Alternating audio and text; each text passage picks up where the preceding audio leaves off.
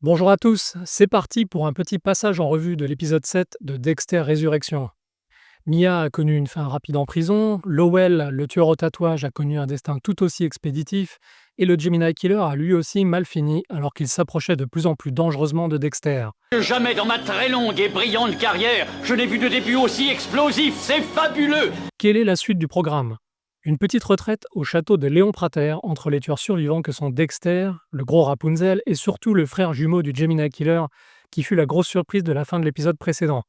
L'enquête de Batista avance elle aussi pour entrer dans une phase beaucoup plus offensive tandis que commence le face-à-face tant attendu entre Claudette Wallace et Dexter.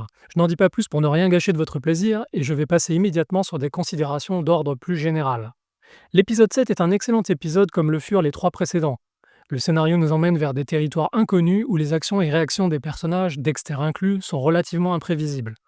J'ai beaucoup aimé les passages au château qui rappellent un peu, avec tous ces gens qui se chuchotent des confidences à l'oreille, un épisode de Secret Story qui aurait tourné au vinaigre.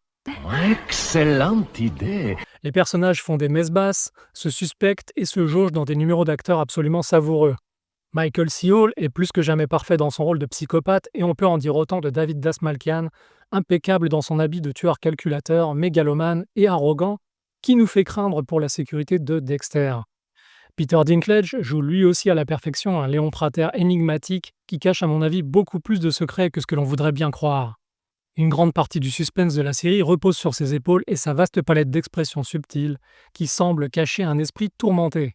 Enfin, il y a le personnage de Rapunzel, un individu en apparence très bonhomme et simple.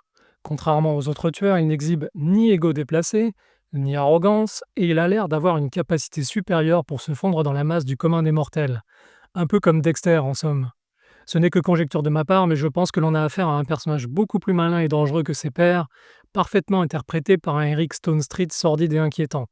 Alors petite note, je n'avais jamais vu cet acteur auparavant, et apparemment il n'a joué dans rien de bien notable jusqu'ici. Pour autant, il a ce petit côté tueur en série américain des années 70 qui colle parfaitement à notre sujet. Nous verrons comment il évolue par la suite. En l'occurrence, le suspense reste très dense autour de sa personnalité, autant qu'autour de celle de Léon Prater, et ce malgré un certain nombre de développements majeurs dans l'épisode. Car l'épisode fait avancer l'intrigue, ne vous méprenez pas, mais chaque réponse apportée par les personnages entraîne de nouvelles questions qui ne font qu'épaissir le mystère un peu plus. Un peu comme à la grande époque de X-Files. La tension est remarquablement maintenue tout au long des 50 minutes que compte l'épisode, et ce n'est rien de dire qu'on ne voit pas le temps passer, tellement on est occupé à tenter de dénouer les fils de l'intrigue en regardant se dérouler les événements. Du côté des rares reproches faits à cette dernière volée d'épisodes, j'ai vu des gens qui regrettaient un peu la rapidité avec laquelle sont tombés certains des tueurs en série. C'est impossible. Comment cela a-t-il pu se produire?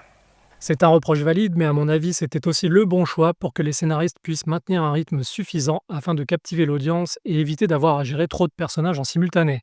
Ce qui finit souvent par créer des problèmes du genre on s'intéresse un peu à tout le monde, mais au bout du compte, on finit par ne s'intéresser vraiment à personne. Ce qui n'arrivera donc pas dans Dexter Résurrection, et c'est très bien comme ça. Je vais aborder deux derniers points avant de boucler cette critique pour signaler que la confrontation longuement anticipée entre Dexter et Claudette Wallace a globalement satisfait mes premières attentes jusqu'ici.